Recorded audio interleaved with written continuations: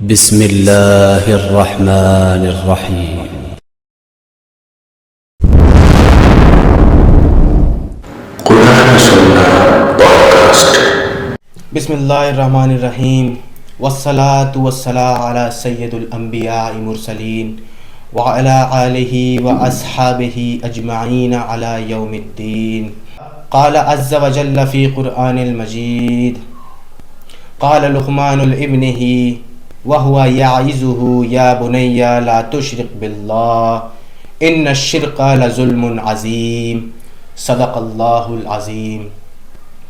وقال رسول اللہ صلی اللہ علیہ وسلم بلغ عنی ولو آیا، صدق رسول اللہ صلی اللہ علیہ وسلم۔ اللہم صلی علی محمد وعلی آل محمد کما صلیت علی ابراہیم وعلی آل ابراہیم انک حمید مجید۔ اللہم بارک علی محمد وعلی آل محمد کما بارکت علی ابراہیم وعلی آل ابراہیم انک حمید مجید۔ اعوذ باللہ من الشیطان الرجیم، بسم اللہ الرحمن الرحیم۔ اللہ رب العزت قرآن مجید میں سورہ لقمان میں فرماتا ہے، ایک باپ کی نصیحت جو اس کے بیٹے کو ہے۔ باپ بھی نبی ہے، بیٹا بھی نبی ہے۔ باپ کا نام ہے لقمان علیہ السلام، بڑے نبیوں میں سے ایک نبی ہیں، اور لقمان علیہ السلام اپنے بیٹے کو نصیحت کر رہے ہیں، یعنی اللہ تعالیٰ نے یہ بتایا ہے کہ باپ کی بیٹے کو کیا نصیحت ہونی چاہیے۔ اب وہ یوں آیا ہے قرآن کے اندر، قال لقمان نے فرمایا اپنے بچوں سے، اے میرے پیارے بیٹو، لا تشرک باللہ، اللہ کے علاوہ کسی اور کو شریک نہ ٹھہرانا، مددگار نہ سمجھنا، پشت پناہ نہ سمجھنا۔ جیسے آج کے دور میں المدد کا نعرہ لگ رہا ہے، تو لقمان علیہ السلام اپنے نبی اپنے بیٹے کو اور پوری امت کو، وہ نقل اس لیے ہوا ہے ہم تک ہمیں سمجھانے کے لیے ہوا ہے نا، تو لقمان علیہ السلام اپنے بچوں سے کہتے ہیں اور اب تک کے مسلمانوں سے کہتے ہیں کہ اللہ کے علاوہ کسی اور کو شریک نہ ٹھہرانا، چاہے خواہ ہیومن ہو، چاہے کوئی بھی ہو، چاہے وہ مردہ زندہ کرنے والا عیسیٰ ہو، وہ اللہ کا بندہ ہو سکتا ہے لیکن اللہ کا بیٹا نہیں ہو سکتا، اللہ کا شریک نہیں ہو سکتا، تم اسے بلا نہیں سکتے۔ لا تشرک باللہ، ٹھیک ہو گیا۔ ان الشرک لظلم عظیم، بے شک شرک کرنا سب سے بڑا ظلم ہے، سب سے بڑا ظلم، سب سے بڑا ظلم۔ بالکل بالکل بالکل شہباز بھائی، شرک کرنا اتنا بڑا گناہ ہے کہ اللہ نے مسلمانوں سے یہ بات کہی کہ میں سارے گناہ بھی معاف کر دوں گا لیکن میں شرک معاف نہیں کروں گا۔ بے شک شرک معاف نہیں کروں۔ یہ شرک کی معافی اسی کے لیے ہے جو پھر پکی توبہ کرے کہ اللہ میرے سے جانے اور انجانے میں جتنے بھی گناہ ہوئے ہیں، خواہ میں نے شرک کرا، تیری ذات میں کسی کو الہ بنایا، میں اس چیز پہ توبہ کرتا ہوں اور آج کے بعد میں اس گناہ کو دوبارہ، گناہ عظیم کو دوبارا نہیں دہراؤں گا۔ تو اس کی توبہ اللہ تعالیٰ انشاءاللہ قبول کرے گا، اللہ کی ذات سے امید ہے۔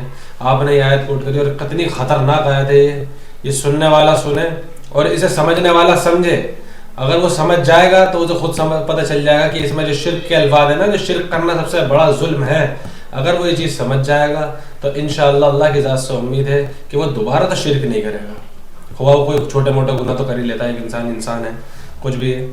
اب آپ دیکھیں قرآن کے اندر شرک کے ساتھ ساتھ اللہ نے اپنی بڑائی بھی بیان کری، اور بڑائی میں یہ بھی باتیں بیان کری جو ہم نے پیچھے ویڈیوز میں بات کری تھی کہ اگر کوئی بندہ مکھی بنا دے یا مکھی کا پر بنا دے تو بے شک اسی کو پوج لینا، یہ اللہ کا قرآن بتا۔ بالکل، اور آج کے دور میں بھی آپ دیکھ لیں ٹیکنالوجی کہاں سے کہاں پہنچ رہی ہے، اے آئی جنریشن چل رہی ہے، مکھی بنوا دو نا ان سے۔ یہ اسی میں خون بھی دوڑتا ہو، اس کی نسیں بھی ہوں، اس کی وہی 100 آنکھیں جو آنکھیں مکھی کے اندر 100 آنکھیں پائی جاتی ہیں، بالکل سائنٹسٹ نے پروف کرا ہے، وہی 100 آنکھیں بھی ہونی چاہیے، وہی اس مکھی کے پر کے اندر جو اس کے ریشے چلتے ہیں وہ بھی ہونے چاہیے، تب جا کے بات بنے گی۔ نہیں تو ایسے تو اصلی مکھی ہونی چاہیے جو اڑے، جس کی سپیڈ اتنی ہو جتنی وہ چڑھتی اور اڑتی ہے۔ یہ بنانے کے پینسل سے بنا کے نہیں دکھاؤ، بنانی ہے تو وہ اصل بناؤ اور زندہ بناؤ، تب بات ہوئے گی کہ ہاں جی اللہ کے علاوہ کوئی اور بھی خدا ہے۔ اسی بات کو لے کر اللہ نے قرآن میں دوسری جگہ ایک جگہ فرمایا کہ یہ میں قرآن سے آیت پڑھ دیتا ہوں، سورہ روم آیت نمبر 19، یخرج الحی من المیت ویخرج المیت من الحی ویحیی الارض بعد موتها وکذالک تخرجون. آپ دیکھیں اس میں اللہ نے کیا فرمایا ہے کہ وہی ہے جو مردوں سے زندہ اور زندوں سے مردہ کو نکالتا ہے. بے شک. اس کی ایک تفسیر میں اگر ہم جائیں تو ہمیں کیا ملتا ہے کہ مرغی ہے، یہ بھی کوئی سی بھی ہیومن کہہ رہا ہوں ویسی اسپیشیز ہے، مرغی لے لیں، بطخ لے لیں، شتر مرغی لے لیں، سب سے بڑا جو سب سے تیز بھی دوڑتا ہے، یہ بھی اللہ کی شان ہے کہ ایک برڈ ہو کے وہ اتنا تیز دوڑتا ہے 90 کلومیٹر پرتی گھنٹے کی رفتار سے بھی وہ دوڑ سکتا ہے. اس کے بعد بھی اللہ نے اس کے ساتھ کیا کہا کہ میں وہی ہے جو زندوں سے مردہ اور مردے سے زندہ نکالتا ہے. کیا ہے کہ وہ جو انڈا دے رہی ہے نا مرغی، وہ مردہ چیز ہے. بالکل ٹھیک ہے. اب اسی کا آگے جب وہ مردے میں سے زندہ نکالتا ہے تو وہ اسی انڈے وہ مردے سی چیز میں سے اسی میں سے وہ چوزا بھی نکال دے گا. تو وہی ہے جو مردے سے زندہ اور زندے سے مردہ کو نکالتا ہے. آپ دیکھیں اس چیز کو انسان سمجھے نا کہ اللہ تعالیٰ اتنا بڑی شان والا ہے کہ وہ زندے سے مردہ کو نکال رہا ہے اور مردے سے زندہ کو نکال رہا ہے، اور یہ بھی کہہ رہا ہے کہ تمہیں بھی ایسے ہی نکالے گا. اسی آیت کے آگے کہ تمہیں بھی وہ ایسے ہی نکالے گا. آپ دیکھیں، اور لوگوں کو سمجھنی چاہیے اتنی سی باتیں. وہ کیوں کسی اور کے پیچھے جاتے ہیں اور کسی کے بات سن کے اپنے آپ کو سمجھتے کہ یہ جو کہہ رہا ہے صحیح کہہ رہا ہوگا. اس قرآن کو کیوں نہیں پڑھنا چاہتے؟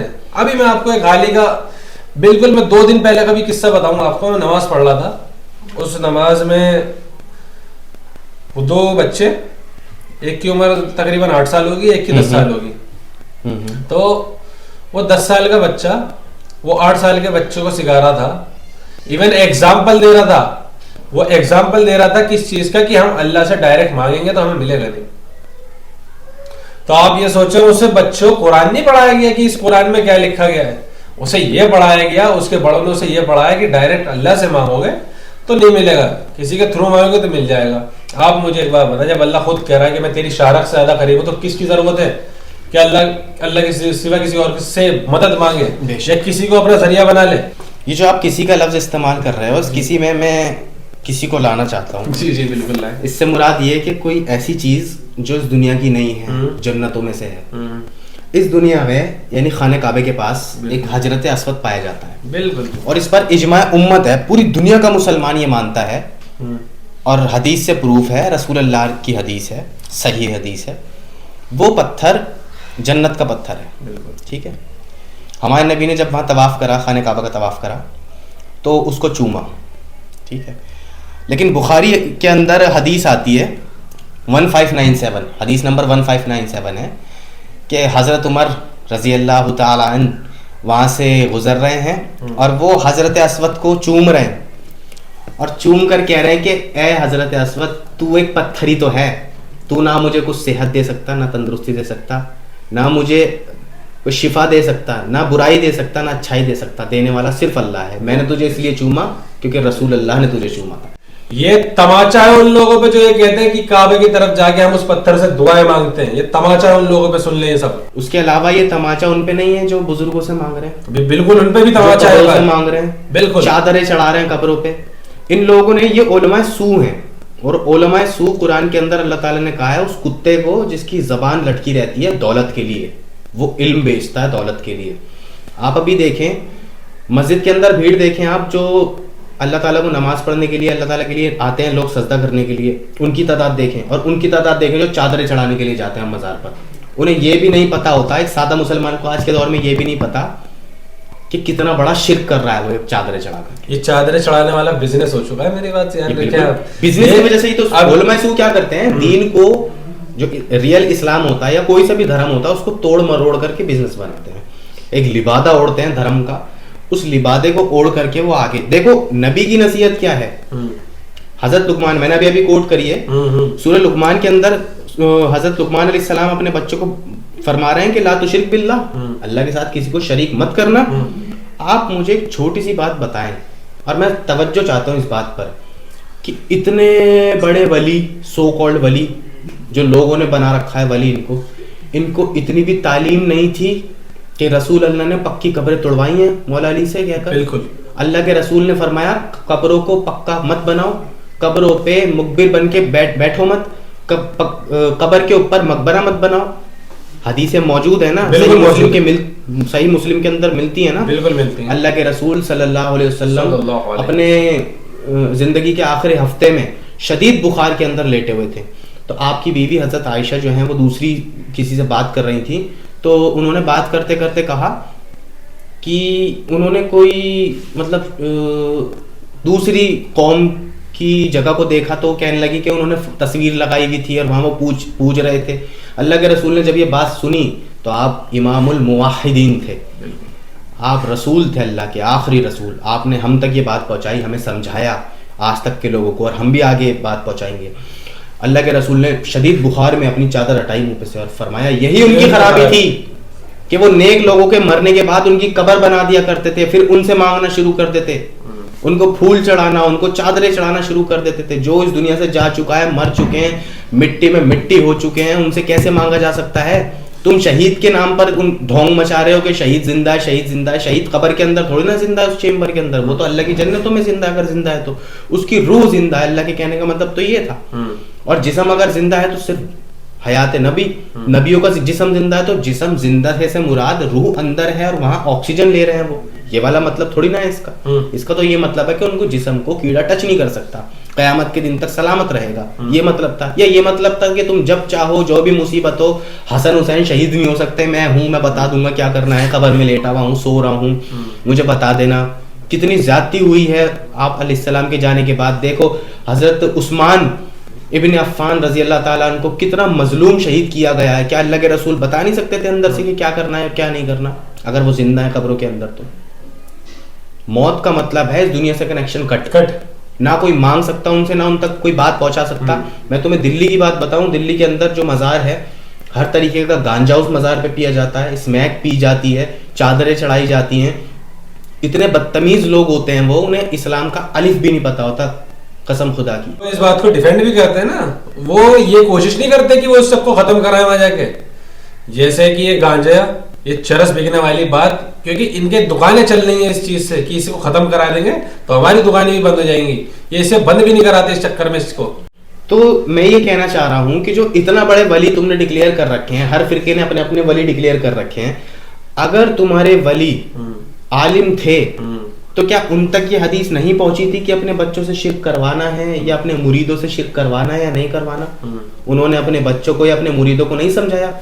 جب لقمان علیہ السلام اپنے بچوں کو نصیحت کر رہے ہیں کہ لا تشرک باللہ، اللہ کے ساتھ کسی کو شریک مت کرنا، جب اللہ کے رسول فرما رہے ہیں کہ میری قبر یا کسی بھی انسان کی قبر، جب نبی کی قبر پکی نہیں بن سکتی تو باقیوں کی کیا اوقات ہے؟ کسی ولی کی کیا اوقات؟ نبی سے بڑھ کر ہے کوئی؟ جب نبی کی قبر پکی نہیں ہے تو پھر باقی انہوں کیسے بنائی؟ وہ ایسے بنائی، ان کو اتنا بھی علم نہیں تھا، انہوں نے یہ بنائے ہوئے ہیں سو کالڈ. اور ہر فرقے کا بندہ اپنا ولی لا کے رکھتا ہے، دوسرے فرقے کا بندہ اپنے ولی لا کر کے رکھتا ہے. وہ اس کو کہتا ہے کہ اس کو علم نہیں تھا، وہ اس کو کہتا ہے اس کو علم نہیں تھا، اور حالانکہ دونوں کو ہی نہیں تھا. ہم کہتے ہیں کسی کو نہیں تھا، واقعی میں کسی کو نہیں تھا، کیونکہ سب کی خبریں پکی بنی ہوئی ہیں، مزار کے کسٹمرز بنے ہوئے ہیں. کسٹمر آتا ہے، پھول خریدتا ہے، چادر چڑھاتا ہے، وہ سوچتا ہے کہ میں کچھ اچھا